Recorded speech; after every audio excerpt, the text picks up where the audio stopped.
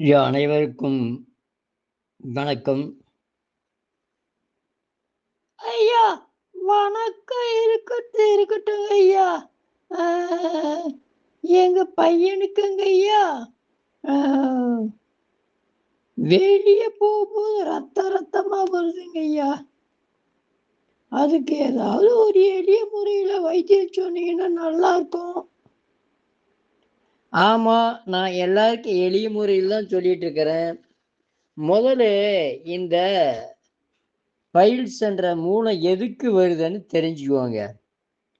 ஐயா! அதெல்லாம் எதுக்கு வருதுன்னு வந்துச்சு. அதுக்கு வைத்தியம் சொல்லுங்க ஐயா.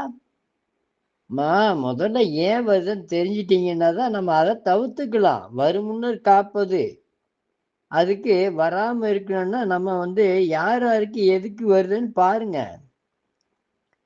இந்த உடம்பு உட்கார்ந்தே வேலை செய்றவங்களுக்கு, இந்த அ ல இந்த ப ப டிரைவருங்க, அ அது ரொம்ப நேரம் ஓட்டுறவங்க, இந்த லாரி டிரைவரு, பஸ் டிரைவரு போன்ற டிரைவர்களுக்கு, அதுக்கப்புறம் போனா உட்கார்ந்தே வேலை செய்ற கம்ப்யூட்டர்ல வேலை செய்றவங்களுக்கு, அம்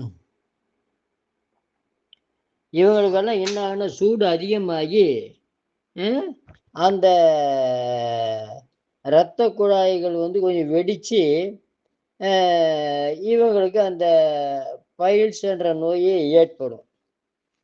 இதுக்கு என்ன செய்யலாம் அப்படின்னு கேட்டீங்கன்னா, இவங்க என்னென்ன செய்யணும் தெரியுங்களா? முதல்ல வராம இருக்கிறதுக்கு. எ இந்த மலம் கடிக்கிறவங்களுக்கு பார்த்தீங்கன்னா, எரிச்சலா இருக்கும், வலி இருக்கும்.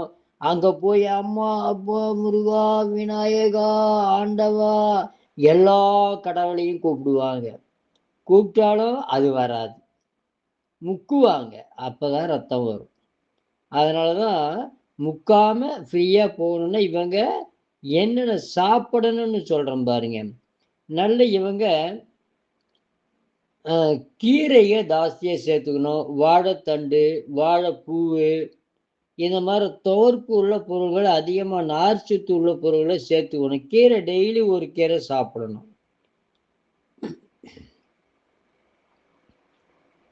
அந்த கீரைய சாப்ட்டு அ இவங்க வராமயே தடுத்துக்கலாம். இந்த கருணக்கிழங்குன்னு ஒண்ணு இருக்கும். அந்த கிழங்க வாங்கி இவங்க சாப்பிடலாம். சரி, நான் மத்தத கொஞ்சம் நாளைக்கு பார்க்கலாமே, என்ன செய்யணுன்றத. வாழ்க வளர்க உயர்க. நன்றி, வணக்கம்.